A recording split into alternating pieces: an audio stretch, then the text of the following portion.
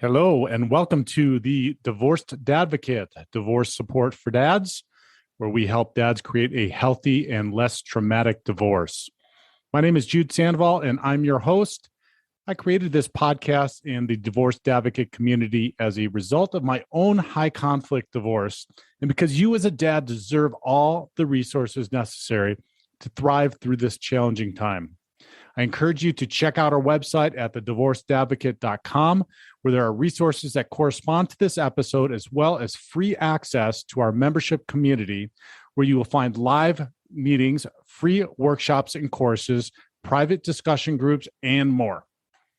And now, on to this week's episode. Hello, and welcome to the show. I am so pleased that you are here, and I am excited this week to be talking about 5 things to look for in a relationship. And for those of you that are going through a divorce right now, or contemplating, or just got out of one and are thinking, hell no, I do not want to even think about that, I want you to stay tuned with us, please, because absolutely positively, listening and trying to understand things that are necessary in a relationship are very good in the sense of being able to put into context and understand why or what some of the things that may have not been there in your relationship, and how you can fix that, and in the future look for that. I just ended a year-long relationship, and the reason, actually, before I get into this, I just want to welcome some of you to the community that have joined us this week. I want to welcome Sean, William, Tim, and Ernesto to the community, to the Divorced Advocate community. If you're interested in getting involved, check out the website at thedivorcedadvocate.com. Take the divorce quiz. That is still up. We haven't talked about it in a long time. Find out where you're at in comparison to others who have gone through the divorce process. It'll give you some immediate results that you can take a look at and kind of gauge where you're doing well, and or where you need to do a little bit more work. So check that out. That's still at the website at thedivorcedadvocate.com. And again, and as always, thank you for listening. Please share this far and wide on social media. Give us a star rating right now. Even better, pause and write a quick comment in your whatever podcast platform you're listening to, especially if you've listened to other episodes. That helps us immensely. It gets other people to listen to us and share, and just continue to build the community. So thank you for that. All right. So as I was saying, if you are going through divorce right now and you're thinking the last thing I want to think about is a relationship, the reason why I fell upon these 5 things is because I just got out of a year-long relationship, and I'm trying to understand and do some self-reflection and reflection on the relationship, and understand how I can show up better and have a healthier relationship in the future. And so these 5 things are coming from the Gottman Institute, and the Gottman Institute is out of Seattle, Washington. And what the Gottmans have done, it's a husband and wife team, and they have they claim that they can, with 95% accuracy, through their analysis of a couple through their decades of doing couples therapy, they can predict with 95% accuracy whether or not a couple is going to divorce. And they've tested this over decades now, so they've got the studies, and they've found a massive amount of information, obviously, doing their clinical work in addition to their couples therapy. And so these 5 things that we're going to talk about today come directly from the Gottman Institute, and I highly recommend checking that out. So even if you're not looking for a relationship right now, they've got a whole bunch of great information about relationships and divorce, how to show up, etc. So check it out at the Gottman. If you can just Google the Gottman Institute. Now, if you're looking to get into a relationship, or if you're like me and you've been dating post-divorce for a decade and still haven't figured it out, because obviously I have not figured it out, and it's been a decade. reflecting on some of this stuff and trying to understand this stuff is definitely helpful. I look at this list and I go, oh man, I wish I probably would have read this a little bit earlier. It might have helped me immensely, not only in my just immediate past relationship, but in many of my past relationships. So with that said, let's dive into what has been some of what has been eye-opening for me in reflecting. And so these 5 elements should be, the Gottmans say, these 5 elements should be present in your relationship. So these are must-haves in a relationship, in any relationships, in order for it to be a healthy and functional relationship. And the first one probably won't come as a surprise to some, but if you're like me, sometimes you just have blinders or you make excuses, and that is honesty. Basically, flat out, do not trust somebody who lies to you. Don't come up with excuses for them for why they lied. Any lie, right? And you might say, well, it was a little white lie. People who lie about small things are going to lie about big things. So if you start seeing somebody lying, or even if you don't think that they're lying to you, but you see them lying to other people, if you see them lying to themselves, that for me is a really, really big sign. Is if they're lying if you just blatantly, and hopefully you'll be able to have a conversation. If it's a healthy enough relationship, you can have a healthy enough conversation around somebody that is lying to themselves. And now for us guys, sometimes that can be much easier with our buddies than it is with our romantic relationships, because guys seem to just be able to lay it out with each other and then get over it. I mean, there might be arguments, there might be hurt feelings, but they seem to be be able to get over it and then through it, and maybe they fight or maybe they get into physical squabble even, but then they get over it and they deal with it. That seems to be much harder for us with our romantic relationships, and that probably has something to do with the fact that we communicate in a different way in our romantic relationships, and women do the same thing. So regardless, honesty is primarily the number one thing to be looking at. And if somebody's not being honest with you, then you need to seriously consider the future of the relationship, because that's not a perpetual thing that you want to get into, is a relationship with somebody who's going to be continually lying to you. So that's the first thing to look for in a relationship, is honesty. The second one is transparency. Are they an open book? Are they inviting you to look into their life, to participate in their life? Are they introducing you eventually, obviously, to family, to friends? You should be able to feel comfortable with them in asking them questions, and also not only asking them questions, but getting answers and being comfortable with the answers that you get. And if you're not comfortable with the answers that you get, that you're able to ask more questions until you are comfortable with the questions that you get. On a side note here, I will say that and this comes from the Gottmans also, and one of the things that I was recently reading as well is that if there is defensiveness around those questions, or if there is stonewalling around those questions, then that is a huge red flag and actually can be a relationship killer. If there's defensiveness and there's stonewalling around those questions, then you really need to start looking and determining whether or not that's going to be somebody. If everything's defensive all the time, if everything's a stonewall and you're not getting the answers that you're comfortable with, then again, you're going to have to seriously consider whether this is a relationship that's you want to continue on with. Now, I do want to note, and they note also, that there's a difference between secrecy and privacy, right? We all need privacy, because it helps us to keep our healthy boundaries, but secrecy is very, very unhealthy. And now we don't want to be sharing all of our deepest, darkest secrets, right, in the beginning, and there's a time that we need to build and spend time and feel safe to be able to feel vulnerable.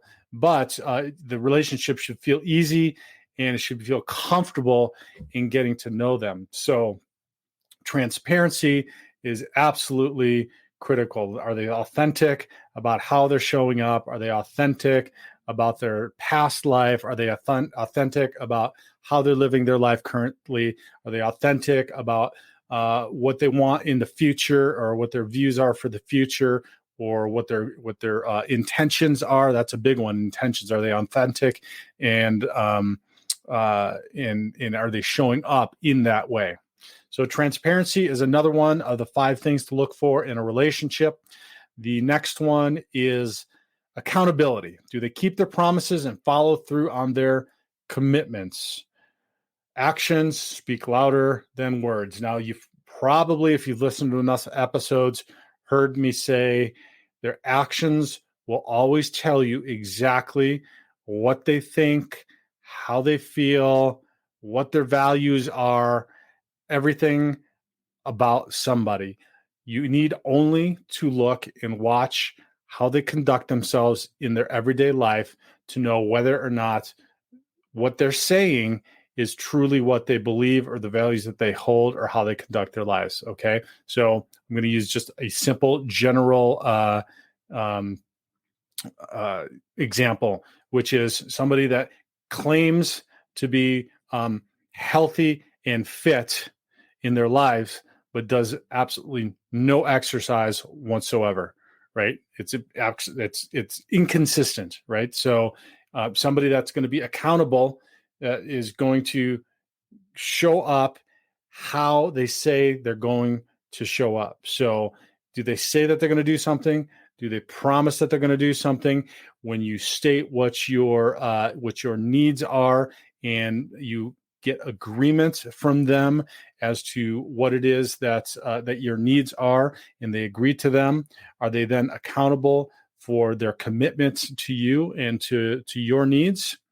And if the answer is no, then again, you need to really consider whether or not it's a relationship that you want to continue to have. Now, when I say that, for each one of these, it doesn't mean like, oh, one of these is missing and you should just consider ending the relationship, because maybe there's some work that needs to be done there. But as a whole, when you're looking at all 5 of these, is there a majority of these, or is there somebody that is showing up with most of these and maybe working on the rest of them? Or do you both have the ability to have a conversation and communicate about what it is that they're doing, or how they're showing up, or how you're showing up in the relationship? And is there accountability?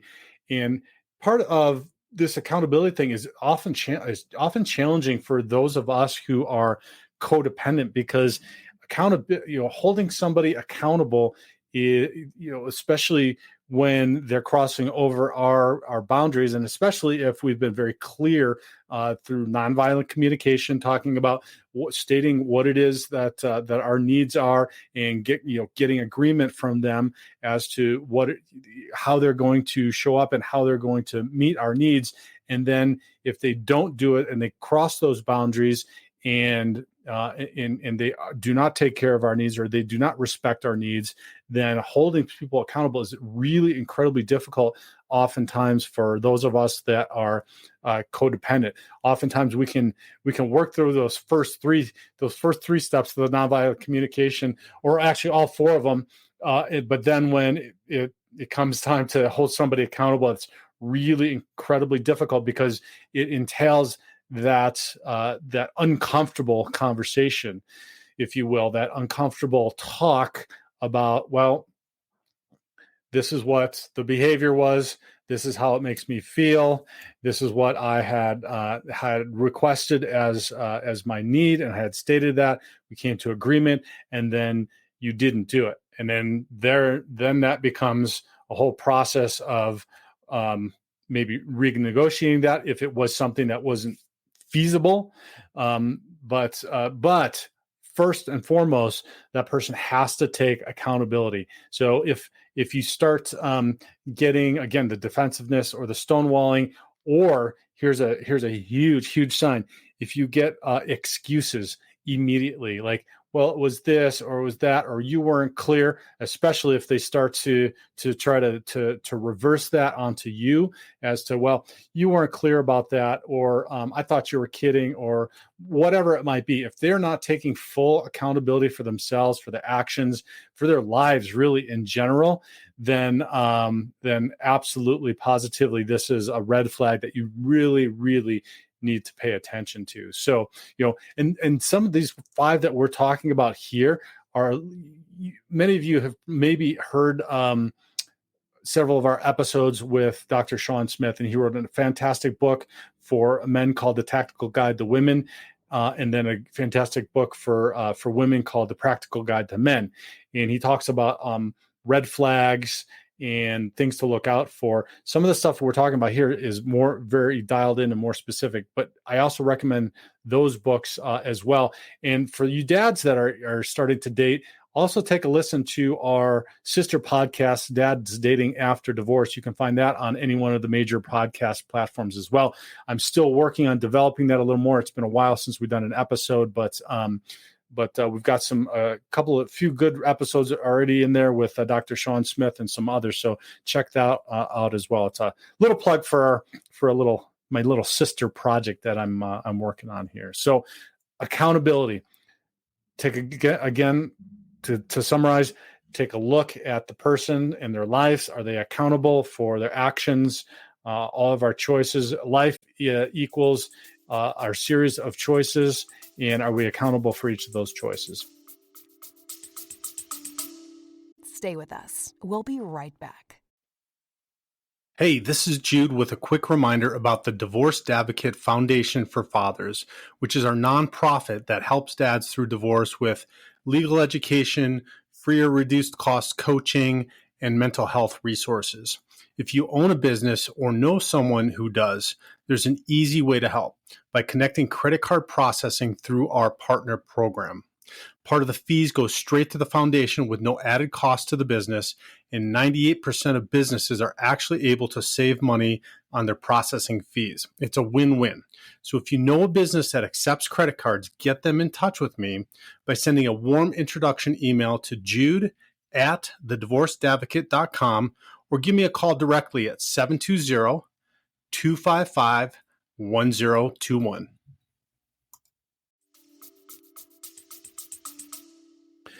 Okay, the next thing to look for in a relationship is ethical actions. If you are detecting immoral actions or you're uncomfortable with their morals in general, just move on.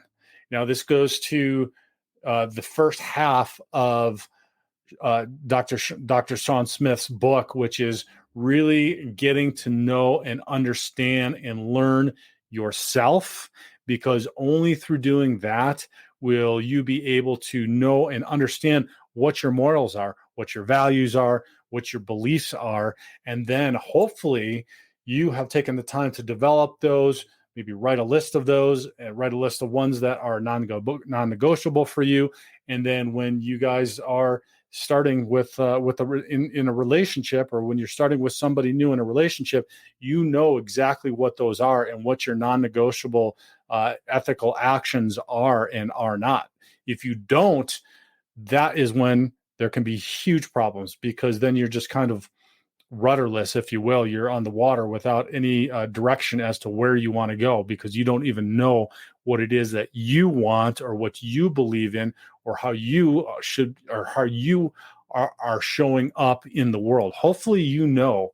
And if you don't, this divorce process, right, is a fantastic time to be able to assess some of the stuff about how you have been showing up in the world, in not only in your marriage or your past marriage, but in the world, and how you want to show up in it, and how you want to go forward. In the private coaching, and when I'm working in private practice, one of the things we talk about are those 5 steps. Is beginning with creating your vision and direction of where you want to be. Right. We might talk a little bit about where you have been, but really the big, most important thing is intentionality, where you want to go and what you want to do. And then we have those next four, which is going through the process of creating the life that you want, so that you're actually showing up in what you believe in and moving yourself in the direction that you want to do. Now, it sounds really easy when I describe it that way, right?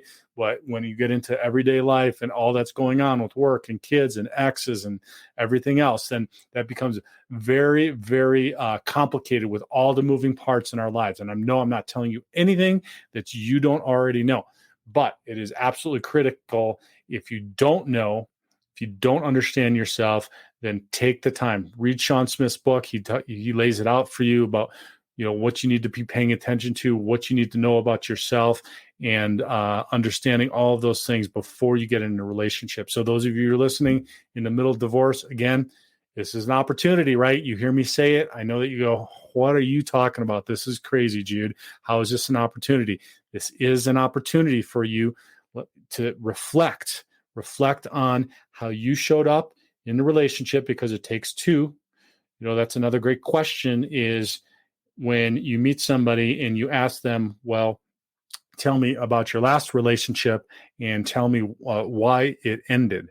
And if that person is only talking about why the other person did something wrong or was responsible for the ending of the relationship, that is just another red flag. And that goes back to accountability, really, right? And honesty, being honest with yourself, being accountable for your actions, because none of these relationships happen only with one person, right? It takes two people to do the dance.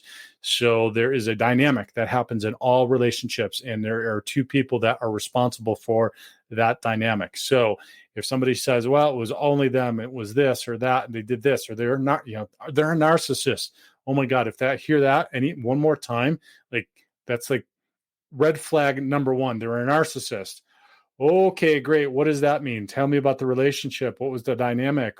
What was your part in that narcissistic relationship? If they can't answer that, that's a great question. Oh, they're narcissists.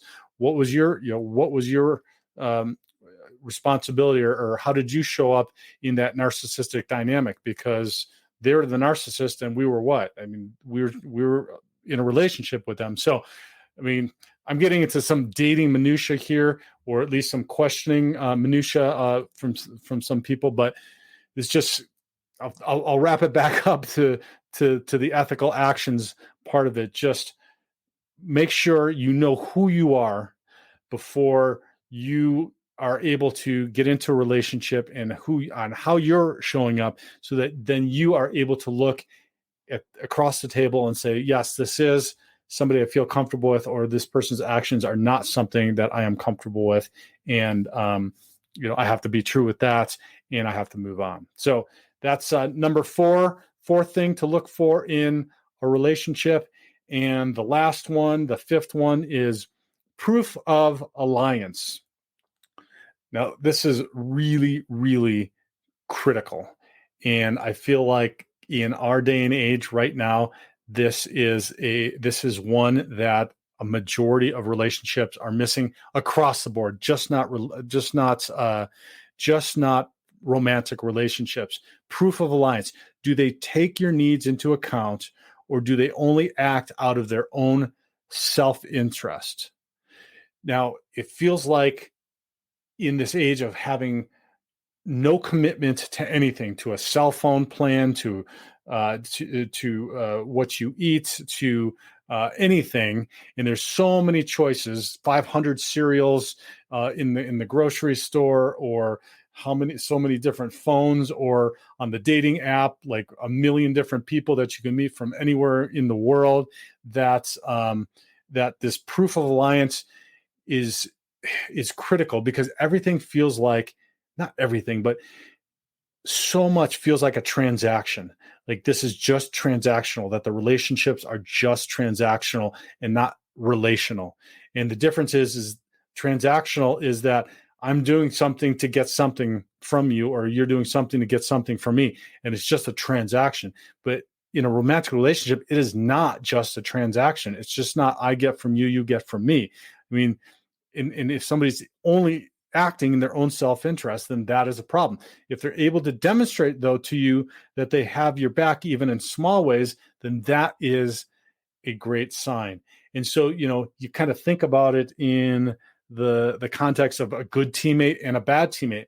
If any of you have played sports, but even if you haven't, you've done school projects or you've worked in teams at work or something, those good teammates that have your back, that are looking out for you, that may go beyond what they need to in order to help you out, and they're not just acting in their own self-interest. Now, if that's not happening in your relationship, and God, man, I tell you what, the one that gets me the most crazy right now is we hear all this stuff about housework and who does more housework and not housework, and there's these studies of who does the most, and then who does the more work at work and hours, and it's like, holy crap, this is not just a transaction, and nothing is ever going to be 50% in any relationship, nor should it be. And every relationship is going to be so different. So trying to dial this and boil this down to like, who does more housework, who takes more children, who pays more of the bills, who brings more of the money back. I mean, it is so complicated to just get along in life and in doing life, and then having kids and then having a relationship and getting by, that getting into this transactional thing like, oh, I did it once, you're going to do it once, I'm going to do it once, you're going to do it, is absolutely asinine. And so that's, again, this goes back to that proof of alliance. Are you able to state your needs? Are they able to state their needs? Are you guys able to come into agreement and then honor those agreements together and work together, and oftentimes put your own self-interests aside in order to help that person? Sometimes it's difficult, sometimes it's challenging, sometimes it's just, it's just not fun, right? But a relationship's not going to be 50-50 all the time. And so are they able to demonstrate that they can be a good teammate like that they can have your back, that they're going to cover for you, that they're going to help you out, they're going to lift you up, they're going to support you, they're going to encourage you? Are they doing all of those things? Is there a proof of alliance that you feel like that you are loved, that somebody is in this battle, in this challenging time in life with you? And if the answer is no, you need to have a conversation about that. And if the conversation falls on deaf ears, that's a sign. If the conversation gets agreement, but then there's no accountability around it, right? And that the boundary is not sustained, then that's another conversation that you have. And then you need to consider, is this a healthy relationship, or is it somebody that can actually be able to show up in the manner in which you're asking? So a lot of this, again, is complicated. Find a therapist, find a good couples therapist. The Gottman Institutes, they have their different trainings that they will train the couples therapists on their different methods, and then they have a whole system for going through things and creating a healthier relationship, or a healthy relationship.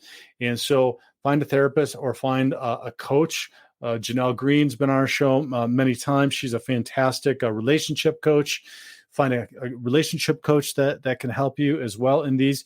But these are really the basic 5 things to look for in a relationship. If you don't have them and you're trying to save your relationship, then get into therapy or get some coaching.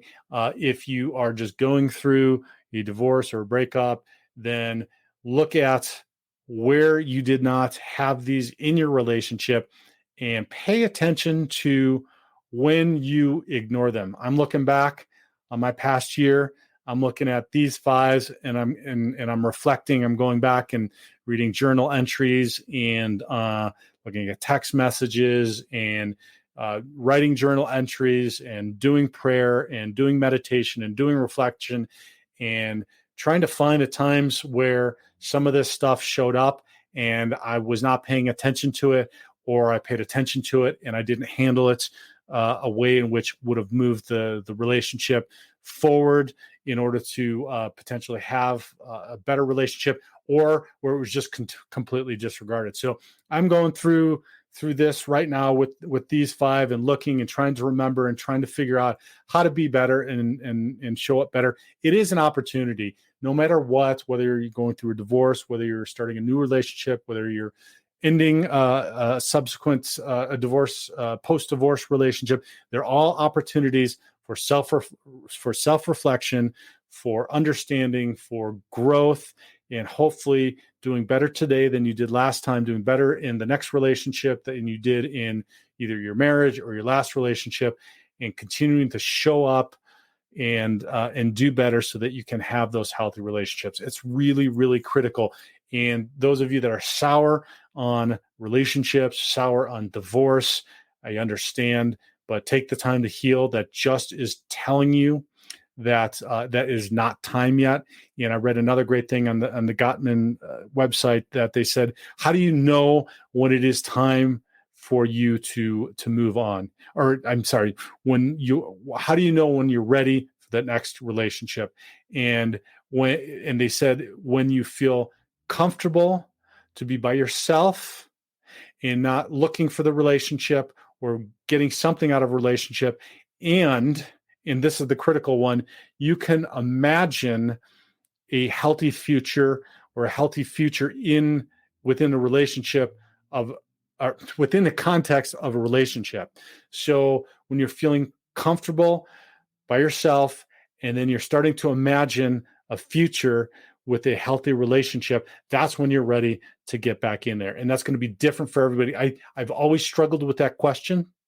When do I start dating again? And I thought that was a really fantastic answer, because it's going to be different for everybody depending upon childhood trauma, what your divorce was like, what your relationship was like, what you're going through now. All the circumstances is different for everybody. But once you feel comfortable by yourself, with yourself, and then you can start having thoughts and visions about a healthy future and a healthy relationship, then that is when you can start to move forward and get into a new relationship. So I hope that you enjoyed this content. The 5 things to look for in a relationship: honesty, transparency, accountability, ethical actions, and proof of alliance. Check out the Gottman Institute for a lot more information.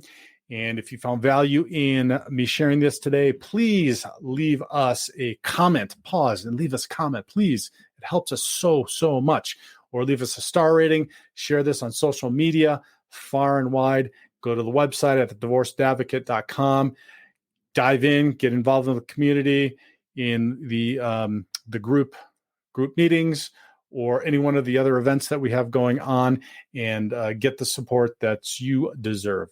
Thanks so much for listening. I sincerely appreciate it. Have a terrific week, and God bless you. To hear the rest of this episode and access the corresponding resources, visit thedivorcedadvocate.com and become a member of our community. It's free to join and will provide you with the resources you deserve as a divorced or divorcing dad. Thank you for listening. God bless, and I'll talk with you next week.